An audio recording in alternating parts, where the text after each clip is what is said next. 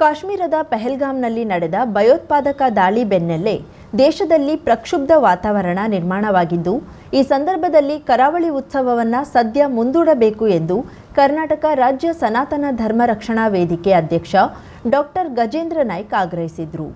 ಕಾರವಾರ ನಗರದ ಪತ್ರಿಕಾ ಭವನದ ಸುದ್ದಿಗೋಷ್ಠಿಯಲ್ಲಿ ಮಾತನಾಡಿದ ಅವರು, ಏಪ್ರಿಲ್ 22ರಂದು ಕಾಶ್ಮೀರದ ಪೆಹಲ್ಗಾಮ್ನಲ್ಲಿ ನಡೆದ ಉಗ್ರರ ದಾಳಿಗೆ 28 ಭಾರತೀಯರು ಅಸುನೀಗಿದ್ದಾರೆ. ಈ ಘಟನೆಯನ್ನ ತೀವ್ರವಾಗಿ ಖಂಡಿಸುತ್ತೇವೆ. ಈ ಹಿನ್ನೆಲೆ ದೇಶವೇ ದುಃಖದಲ್ಲಿರುವ ಪರಿಸ್ಥಿತಿಯಲ್ಲಿ ಕರಾವಳಿ ಉತ್ಸವ ನಡೆಸುವುದು ಸರಿಯಲ್ಲ. ಹೀಗಾಗಿ ಉತ್ಸವವನ್ನ ಮುಂದೂಡಬೇಕು. ಈ ಬಗ್ಗೆ ಮುಖ್ಯಮಂತ್ರಿ ಹಾಗೂ ಸಚಿವರಿಗೆ ಮನವಿ ಮಾಡುತ್ತೇವೆ ಎಂದರು. 22 ಏಪ್ರಿಲ್ 2025ರಂದು ಕಾಶ್ಮೀರದಲ್ಲಿ ನಡೆದ ಪಹಲ್ಗಾಮ್ನಲ್ಲಿ 28 ಹಿಂದೂ ಅಮಾಯಕರನ್ನು ಈ ಉಗ್ರರಿಂದ ಹತ್ಯೆ ಮಾಡಲಾಗಿದೆ. ಭಾರಿ ಒಂದು ಆತಂಕಕರ ವಿಷಯ. ಈ ನಿಮಿತ್ತ ಕಾರವಾರದಲ್ಲಿ ಈ ಆಯೋಜಿಸಲಾಗುವ ಮುಂದೆ ಕರಾವಳಿ ಉತ್ಸವ ಮೇ 4ರಿಂದ ಪ್ರಾರಂಭವಾಗುವ ಈ ಉತ್ಸವವನ್ನು ಸದ್ಯದ ಪರಿಸ್ಥಿತಿಯಲ್ಲಿ ಅಗತ್ಯವಾದ ಪರಿಸ್ಥಿತಿಯಲ್ಲಿ ಮುಂದೂಡಬೇಕಾಗಿ ನಾವು ಒಕ್ಕೂರಿಂದ ಆಗ್ರಹಿಸುತ್ತಿದ್ದೇವೆ. ಸರ್ಕಾರ ದಾಳಿಯ ಬಳಿಕ ಈಗಾಗಲೇ ಕೇಂದ್ರ ಸರ್ಕಾರವು ಸಿಂಧೂ ನದಿ ನೀರನ್ನ ಪಾಕಿಸ್ತಾನಕ್ಕೆ ಹರಿಸುವುದನ್ನ ನಿಲ್ಲಿಸಿದೆ. ಅಲ್ಲದೆ ನೌಕಾದಳ, ವಾಯುಪಡೆ ಹಾಗೂ ಗಡಿಯಲ್ಲಿ ಸೇನೆಯು ಸಿದ್ಧಪಡಿಸುವ ಮೂಲಕ ಯುದ್ಧದ ಪರಿಸ್ಥಿತಿ ನಿರ್ಮಾಣವಾಗಿದೆ. ಯುದ್ಧ ನಡೆದರೆ ಕಾರವಾರವು ದೇಶದಲ್ಲಿ ಅತಿ ಸೂಕ್ಷ್ಮ ಪ್ರದೇಶವಾಗಲಿದೆ. ಇಲ್ಲಿನ ನೌಕಾನೆಲೆ ಹಾಗೂ ಅಣು ವಿದ್ಯುತ್ ಸ್ಥಾವರದಿಂದ ವೈರಿಗಳಿಗೆ ಗುರಿಯಾಗುವ ಸಾಧ್ಯತೆ ಇದೆ. ಹೀಗಿರುವಾಗ ಮನರಂಜನೆಯ ಹೆಸರಿನಲ್ಲಿ ಉತ್ಸವ ಮಾಡಬಾರದು ಎಂದರು. ಈ ಭಯಾನಕ ವಿಷಯದ ಬಗ್ಗೆ ಪ್ರತಿಯೊಬ್ಬ ಭಾರತೀಯ ನಾಗರಿಕರ ರಕ್ತ ಕುದಿಯುತ್ತಿದೆ. ಈ ಹಿನ್ನೆಲೆಯಲ್ಲಿ ನಮ್ಮ ನೆರೆಯ ರಾಷ್ಟ್ರವಾದ ಪಾಕಿಸ್ತಾನಕ್ಕೆ ನಮ್ಮ ಭಾರತ ಸರ್ಕಾರ ಸಿಂಧೂ ನದಿ ನೀರಿನ ಹರಿವನ್ನು ಕೂಡ ನಿಲ್ಲಿಸುವುದರ ಜೊತೆಗೆ ಅಟಾರಿ ವಾಕ್ ಗಡಿ ಬಂದ್ ಮಾಡಿದ್ದಲ್ಲದೆ ದೇಶದಲ್ಲಿ ಕಾನೂನು ಬಾಹಿರವಾಗಿ ನೆಲೆಸುತ್ತಿರುವ ಎಲ್ಲ ಪಾಕಿಸ್ತಾನಿ ನಾಗರಿಕರನ್ನು ಹೊರಹಾಕುವ ದಿನಾಂಕ ಕೂಡ ನಿರ್ಧರಿಸಿದೆ. ಪಾಕ್ ರಾಯಭಾರಿಗಳು ಕೂಡ ಸಹ ಭಾರತವನ್ನು ಬಿಡಲು ಡೆಡ್ ಲೈನ್ ಕೊಡಲಾಗಿದೆ. ಪಾಕಿಸ್ತಾನದ ಸೈನಿಕರಿಂದ ರಾಜಸ್ಥಾನದ ಗಡಿ ಪ್ರದೇಶದಲ್ಲಿ ಸೈನಿಕರ ಜಮಾವಣೆ, ಹಿಂದೂ ಅರಬ್ ಮಹಾಸಾಗರದಲ್ಲಿ Pakistan air force no flying zone ಘೋಷಣೆಯಾಗಿದೆ. ಈ ಮನರಂಜನೆ ಆಗಲಿ, ಈ ಕಾರ್ಯಕ್ರಮ ಆಗಲಿ ಇಂತಹ ಪರಿಸ್ಥಿತಿಯಲ್ಲಿ ನಡೆಯಬಾರದು. ಜನರ ಹಿತದೃಷ್ಟಿಯಿಂದ ನಮ್ಮ ಕಾರವಾರ ಅಷ್ಟೇ ಅಲ್ಲ, ಇದು ಇಡೀ ಉತ್ತರ ಕನ್ನಡ ಜಿಲ್ಲೆ ಹಾಗೂ ಇಡೀ ಕರ್ನಾಟಕ ರಾಜ್ಯಕ್ಕೆ ಘಾತಕವಾಗುವ ಸಂಭವವಾಗುತ್ತದೆ. ಆದ್ದರಿಂದ ದೇಶ international America, Russia, Iran, Iraq ಎಲ್ಲವೂ ಕೂಡ ಅಲರ್ಟ್ ಮಾಡಿಕೊಂಡಿದ್ದಾರೆ. ಮತ್ತು ಇಸ್ರೇಲ್ ಕೂಡ ಸದ್ಯದಿಂದ ಗೊತ್ತಿದೆ ಮೀಡಿಯಾದಲ್ಲಿ, ಇಸ್ರೇಲ್ ಕೂಡ ನಾವು ಯಾವುದೇ ತರದ ಯುದ್ಧದ ತಂತ್ರಜ್ಞಾನವನ್ನು ತರಲು ಸಿದ್ಧತೆ ಭಾರತಕ್ಕೆ ಹೇಳಿದೆ. ಅಂದ್ರೆ ಇನ್ನು ಮುಂದೆ ಆಗುವ ಭಯಾನಕ ಯುದ್ಧಗಳು, ಅಣುಸ್ತಾವ ಯುದ್ಧ ಕೂಡ ಆಗುವ ಸಂಭವ ಇದೆ. ನಾವು ಪತ್ರಿಕೆ ಮತ್ತು ಇದರಿಂದ ನೋಡ್ತಾ ಇದ್ದೇವೆ. ಅಂತ ಒಂದು ಪರಿಸ್ಥಿತಿಯಲ್ಲಿ ನಾವು ಕಾರವಾರಿಗರು ಈ ಮೋಜು ಮಸ್ತಿಯಲ್ಲಿ ಇದ್ದು ಇದನ್ನು ಮಾಡುವುದು ಸರಿಯಲ್ಲ. ನಾವು ದುಃಖದಲ್ಲಿದ್ದೇವೆ.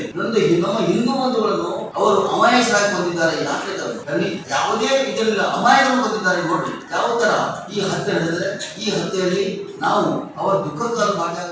ಸಂಘಟನೆಯ ತಾಲೂಕಾಧ್ಯಕ್ಷ ಶರದ್ ಬಾಂದೇಕರ್, ಕಾರ್ಯದರ್ಶಿ ಚಂದ್ರಕಾಂತ್ ನಾಯ್ಕ್, ಅಶೋಕ್ ರಾಣೆ, ಚಂದ್ರಕಾಂತ್ ಹರಿಕಂತ್ರ, ನರೇಶ್ ಹರಿಕಂತ್ರ, ಸುಧೀರ್ ನಾಯ್ಕ್, ಸತೀಶ್ ಅಮದಳ್ಳಿ, ಪ್ರಶಾಂತ್ ಪೆಡ್ನೇಕರ್, ಮನೋಜ್ ನಾಯ್ಕ್, ರಾಜೇಂದ್ರ ನಾಯ್ಕ್, ಅಶೋಕ್ ತೆಂಡೂಲ್ಕರ್, ರಾಜು ಶೆಟ್ಟಿ ಹಾಗೂ ಇತರರು ಇದ್ದರು. ನಾವು ಬಿಜೆಪಿ ಆರ್ಎಸ್ಎಸ್ ಗೊಡ್ಡು ಬೆದರಿಕೆಗಳಿಗೆ ಜಗ್ಗಲ್ಲ ಬಗ್ಗಲ್ಲ. ನಿಮ್ಮನ್ನೆಲ್ಲ ಸಾರ್ವಜನಿಕವಾಗಿ ಎದುರಿಸುವ ಶಕ್ತಿ ನನಗಿದೆ, ನಮ್ಮ ಕಾರ್ಯಕರ್ತರಿಗೂ ಇದೆ ಎಂದು ಸಿದ್ದರಾಮಯ್ಯ ಗುಡುಗಿದ್ರು. ಎಐಸಿಸಿ ಆಯೋಜಿಸಿದ್ದ ಕೇಂದ್ರ ಸರ್ಕಾರದ ಬೆಲೆ ಏರಿಕೆ, ಜನವಿರೋಧಿ ನೀತಿ ಹಾಗೂ ದೇಶ ವಿರೋಧಿ, ಆಡಳಿತ ವಿರೋಧಿ ಖಂಡನ ಸಮಾವೇಶವನ್ನ ಉದ್ಘಾಟಿಸಿ ಮಾತನಾಡಿದ ಅವರು, ಬಿಜೆಪಿಯ ದೇಶ ವಿರೋಧಿ ಆಡಳಿತ, ಜನವಿರೋಧಿ ಕ್ರಮಗಳನ್ನು ಖಂಡಿಸಿ ಭಾಷಣ ಮಾಡುವ ವೇಳೆ ಮುಖ್ಯಮಂತ್ರಿಗಳ ಭಾಷಣಕ್ಕೆ ಅಡ್ಡಿಪಡಿಸಿದ ಬಿಜೆಪಿ ಕಿಡಿಗೇಡಿಗಳ ವಿರುದ್ಧ ತೀವ್ರ ಆಕ್ರೋಶ ವ್ಯಕ್ತಪಡಿಸಿದ ಮುಖ್ಯಮಂತ್ರಿಗಳು ಬಿಜೆಪಿ ಆರ್ಎಸ್ಎಸ್ಗೆ ನೇರವಾಗಿ ಸವಾಲೆಸೆದು ಸೆಡ್ಡು ಹೊಡೆದ್ರು. ಕಾಶ್ಮೀರದಲ್ಲಿ ಅಮಾಯಕ ಭಾರತೀಯರನ್ನ, ಕರ್ನಾಟಕದ 3 ಅಮಾಯಕರನ್ನ ರಾಜಾರೋಷವಾಗಿ ಗನ್ಗಳ ಸಮೇತ ಬಂದು ಅಮಾನುಷವಾಗಿ ಹತ್ಯೆ ಮಾಡಿ ಹೋದ್ರಲ್ಲ, ಇದು ಕೇಂದ್ರ ಸರ್ಕಾರದ ಭದ್ರತಾ ಲೋಪ ಅಲ್ವಾ? ಭಾರತೀಯರಿಗೆ ರಕ್ಷಣೆ ಕೊಡುವುದರಲ್ಲಿ ವಿಫಲ ಆಗಿರುವುದನ್ನ ನಾವು ಭಾರತೀಯರು ಪ್ರಶ್ನಿಸಬಾರ್ದಾ? ಪ್ರಶ್ನಿಸಿದ್ರೆ ಕಾರ್ಯಕ್ರಮಕ್ಕೆ ಅಡ್ಡಿಪಡಿಸ್ತೀರಾ ಎಂದು ಪ್ರಶ್ನಿಸಿದ್ರು. ನಾವು ಹಾಲಿನ ದರ 4 ರೂಪಾಯಿ ಹೆಚ್ಚಿಸಿ ಇಡೀ 4 ರೂಪಾಯಿಯನ್ನ ಪೂರ್ತಿಯಾಗಿ ರೈತರಿಗೆ, ಗೋಪಾಲಕರಿಗೆ, ಗೋ ಸಾಗಾಣಿಕೆದಾರರಿಗೆ ವರ್ಗಾಯಿಸಿದ್ದೀವಿ. ಇದರಲ್ಲಿ 1 ರೂಪಾಯಿ ಕೂಡ ಸರ್ಕಾರಕ್ಕೆ ಬರಲ್ಲ. ನಾವು 4 ರೂಪಾಯಿ ಹೆಚ್ಚಿಸಿದ್ರೂ ಹಾಲಿನ ದರ ಇಡೀ ದೇಶದಲ್ಲಿ ಕಡಿಮೆ ಇರುವುದು ನಮ್ಮ ರಾಜ್ಯದಲ್ಲಿ ಮಾತ್ರ. ಬಸ್ ದರ, ನೀರಿನ ದರ, ವಿದ್ಯುತ್ ದರ ಅಕ್ಕಪಕ್ಕದ ರಾಜ್ಯಗಳಿಗಿಂತ ಅತ್ಯಂತ ಕಡಿಮೆ ಇರುವುದು ನಮ್ಮ ರಾಜ್ಯದಲ್ಲಿ ಮಾತ್ರ ಎಂದರು. ಅಕ್ಕಿ, ಎಣ್ಣೆ, ಚಿನ್ನ, ಬೆಳ್ಳಿ, ಗೊಬ್ಬರ, ಕಾಳು, ಬೇಳೆ, ಡೀಸೆಲ್, ಪೆಟ್ರೋಲ್, ಸಿಲಿಂಡರ್ ಎಲ್ಲದರ ಬೆಲೆ ಏರಿಸಿದ್ದೀರಿ. ಯಾವುದನ್ನ ಬಿಟ್ಟಿದ್ದೀರಿ ಹೇಳಿ ಎಂದರು. ಕಚ್ಚಾ ತೈಲದ ಬೆಲೆ ಕಡಿಮೆ ಇದ್ದಾಗಲೂ ಪೆಟ್ರೋಲ್, ಡೀಸೆಲ್ ಬೆಲೆ ಮಾತ್ರ ನಿರಂತರವಾಗಿ ಏರಿಕೆ ಮಾಡುತ್ತಲೇ ಇರುವುದು ಭಾರತೀಯರಿಗೆ ಬಿಜೆಪಿ ಬಗೆಯುತ್ತಿರುವ ಮಹಾ ದ್ರೋಹ ಎಂದು ಆಕ್ರೋಶ ವ್ಯಕ್ತಪಡಿಸಿದ್ರು. ಬಿಜೆಪಿ ನಿರಂತರವಾಗಿ ಭಾರತೀಯರನ್ನ ಸುಳ್ಳುಗಳ ಸರಮಾಲೆಯಲ್ಲಿ ಮುಳುಗಿಸಿ ಸಮಾಜವನ್ನ ಬಿರುಕು ಮೂಡಿಸಿ ಕಾಲ ಕಳೆಯುತ್ತಿದೆ. ನಿಮಗೆ ತಕ್ಕ ಉತ್ತರ ಕೊಡುವ ಶಕ್ತಿ ನಮಗಿದೆ. ನಾವು ಉತ್ತರ ಕೊಡ್ತೀವಿ ಎಂದರು. ಬೆಲೆ ಏರಿಕೆ ವಿರುದ್ಧವಾಗಿ ಭಾರತೀಯ ಜನತಾ ಪಕ್ಷದವರು ಅವರ ತಪ್ಪುಗಳನ್ನ ಮುಚ್ಚಿಕೊಳ್ಳಲಿಕ್ಕೋಸ್ಕರ ಇಡೀ ರಾಜ್ಯಾದ್ಯಂತ ಜನ ಆಕ್ರೋಶದ ಹೆಸರಿನಲ್ಲಿ ಪ್ರತಿಭಟನೆಯನ್ನ ಮಾಡ್ತಾ ಇದ್ದಾರೆ. ನಿಮ್ಗೆಲ್ಲ ಗೊತ್ತಿದೆ, ಈ ದೇಶಕ್ಕೆ ಭಾರತೀಯ ಜನತಾ ಪಕ್ಷ ಅಧಿಕಾರಕ್ಕೆ ಬಂದು 11 ವರ್ಷಗಳು ಕಳೀತಾ ಇದ್ದಾವೆ. 11 ವರ್ಷಗಳ ಹಿಂದೆ ಅಂದ್ರೆ 2014ಕ್ಕಿಂತ 14ರವರೆಗೆ ಮನಮೋಹನ್ ಸಿಂಗ್ ರವರು ಪ್ರಧಾನಮಂತ್ರಿ ಆಗಿದ್ರು. ಅವತ್ತು ಅಗತ್ಯ ವಸ್ತುಗಳ ಬೆಲೆ ಏರಿಕೆ ಏನಿತ್ತು, ಇವತ್ತು ಏನಿದೆ ಅಂತಕ್ಕಂಥದನ್ನ ತಾವು ಅರ್ಥ ಮಾಡ್ಕೋಬೇಕಾಗ್ತದೆ. ವಿಶೇಷವಾಗಿ ಪೆಟ್ರೋಲ್, ಡೀಸೆಲ್, ಗ್ಯಾಸ್ ಇವುಗಳ ಬೆಲೆ ಅವತ್ತು ಎಷ್ಟಿತ್ತು, ಜೊತೆಗೆ ಅಂತಾರಾಷ್ಟ್ರೀಯ ಮಾರುಕಟ್ಟೆನಲ್ಲಿ ಕ್ರೂಡ್ ಆಯಿಲ್ ಬೆಲೆ ಎಷ್ಟಿತ್ತು, ಈಗ ಎಷ್ಟಿದೆ ಅಂತಕ್ಕಂಥದನ್ನ ತಾವು ಅರ್ಥ ಮಾಡ್ಕೋಬೇಕಾಗ್ತದೆ. ಈ ನಾಡಿನ ಜನರಿಗೆ ಸತ್ಯ ಅರ್ಥ ಆಗಬೇಕು.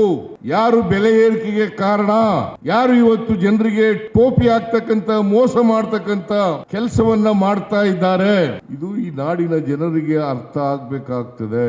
ಅದಕ್ಕೋಸ್ಕರ ಸತ್ಯವನ್ನ ತಿಳಿಸ್ಲಿಕ್ಕೆ ಇವತ್ತು ಭಾರತೀಯ ಜನತಾ ಪಕ್ಷದವರು ಜಾತಿ ಹೆಸರಿನಲ್ಲಿ, ಧರ್ಮದ ಹೆಸರಿನಲ್ಲಿ ಹೇಗೆ ನಾಡನ್ನ ಛಿದ್ರೆ ಮಾಡ್ತಾ ಇದ್ದಾರೆ, ಸಮಾಜವನ್ನ ಛಿದ್ರೆ ಮಾಡ್ತಾ ಇದ್ದಾರೆ, ಅದನ್ನು ಕೂಡ ಜನರಿಗೆ ತಿಳಿಸಬೇಕು ಅನ್ನೋ ಕಾರಣಕ್ಕೋಸ್ಕರವಾಗಿ ಇವತ್ತು ಎಲ್ಲ ವಿಭಾಗ ಮಟ್ಟದಲ್ಲಿ ಮತ್ತೆ ದೊಡ್ಡ ದೊಡ್ಡ ಪಟ್ಟಣಗಳಲ್ಲಿ ನಾವು ಈ ಕಾರ್ಯಕ್ರಮವನ್ನ ಹಮ್ಮಿಕೊಂಡಿದ್ದೇವೆ. 1ನೇ ತಾರೀಕು ಹುಬ್ಬಳ್ಳಿನಲ್ಲಿ ಈ ಕಾರ್ಯಕ್ರಮ ನಡೀತಾ ಇದೆ, ಇವತ್ತು ಇಲ್ಲಿ ನಡೀತಾ ಇದೆ, ಮೊನ್ನೆ ಬೆಂಗಳೂರಿನಲ್ಲಿ ನಡೀತು. ಇದು ಯಾಕೆ ಮಾಡ್ತಾ ಇದ್ದೀವಿ ಅಂತಂದ್ರೆ ಭಾರತೀಯ ಜನತಾ ಪಕ್ಷದವರು ಸುಳ್ಳು ಹೇಳ್ಕೊಂಡು ತಿರುಗಾಡ್ತಾ ಇದ್ದಾರೆ. 50,000ಕ್ಕೂ ಅಧಿಕ ಸಬ್ಸ್ಕ್ರೈಬರ್ಸ್, 1.68 ಕೋಟಿಗೂ ಮೀರಿದ ವ್ಯೂಸ್, ಸುದ್ದಿಯೊಂದು 10 ಲಕ್ಷಕ್ಕೂ ಹೆಚ್ಚು ವ್ಯೂಸ್ ಕಂಡ ಹೆಗ್ಗಳಿಕೆ, ವಸ್ತುನಿಷ್ಠ ಮತ್ತು ಖಾತ್ರಿಯಾದ ವರದಿಗಾರಿಕೆ, ಉತ್ತರ ಕನ್ನಡದ ಅತಿ ಹೆಚ್ಚು ಸಬ್ಸ್ಕ್ರೈಬರ್ ಹೊಂದಿರುವ ಯೂಟ್ಯೂಬ್ ಚಾನೆಲ್. ಕರಾವಳಿ ಮುಂಜಾವು ಡಿಜಿಟಲ್ ವೀಕ್ಷಕರಿಗೆ ಧನ್ಯವಾದ. ಇನ್ಮುಂದೆ ಸುದ್ದಿಯಲ್ಲ ಮತ್ತಷ್ಟು ಸೊಗಸು. ನಿಮ್ಮಲ್ಲಿಯ ಸಭೆ, ಸಮಾರಂಭ, ಅಂಗಡಿ, ವ್ಯಾಪಾರ ಮಳಿಗೆಯ, ಸಹಕಾರಿ ಸಂಸ್ಥೆಯ ಶುಭಾರಂಭದ ಕಾರ್ಯಕ್ರಮಗಳ ವಿಸ್ತೃತ ವಿಡಿಯೋ ಸುದ್ದಿ. ಸಂಪರ್ಕಿಸಿ ನಮ್ಮ ಕರಾವಳಿ ಮುಂಜಾವು ಡಿಜಿಟಲ್ ಪ್ರತಿನಿಧಿಗಳನ್ನ.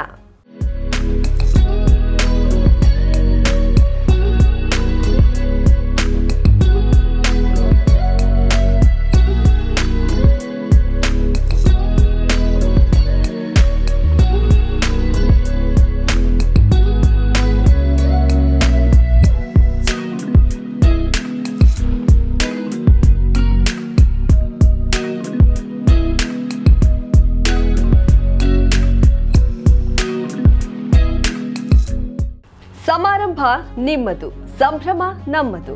ನೋಡ್ತಾ ಇರಿ ಕರಾವಳಿ ಮುಂಜಾವು ಡಿಜಿಟಲ್.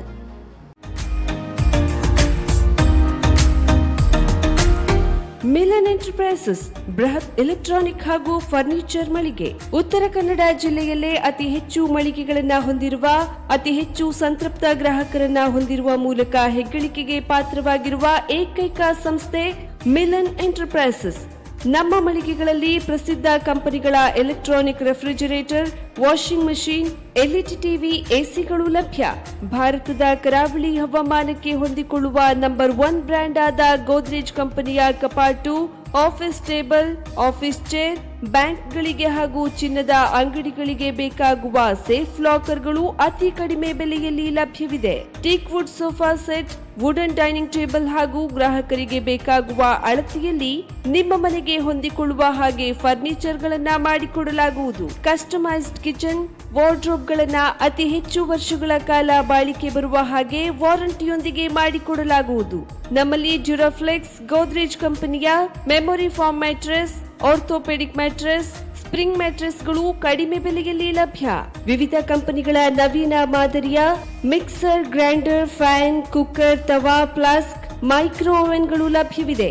0% ಬಡ್ಡಿಯೊಂದಿಗೆ ಸ್ಥಳದಲ್ಲಿಯೇ ಬಜಾಜ್ ಫೈನಾನ್ಸ್ನಿಂದ ಸಾಲ ಸೌಲಭ್ಯವಿದೆ. ಮಿಲನ್ ಎಂಟರ್ಪ್ರೈಸಸ್ ನಲ್ಲಿ ಖರೀದಿ ಮಾಡುವ ಗ್ರಾಹಕರಿಗೆ ಡಿಸ್ಕೌಂಟ್ ಮತ್ತು ಗಿಫ್ಟ್ ಜೊತೆಗೆ ಪ್ರತಿ 2,000 ರೂಪಾಯಿಗಳ ಖರೀದಿಗೆ ಒಂದು ಬಂಪರ್ ಲಕ್ಕಿ ಡ್ರಾ ಕೂಪನ್ ನೀಡಲಾಗುವುದು. ಈ ಲಕ್ಕಿ ಡ್ರಾನಲ್ಲಿ 7 ಲಕ್ಷದವರೆಗೆ ಬಹುಮಾನ ಗೆಲ್ಲುವ ಅವಕಾಶ ನಿಮ್ಮದಾಗಿರುತ್ತದೆ.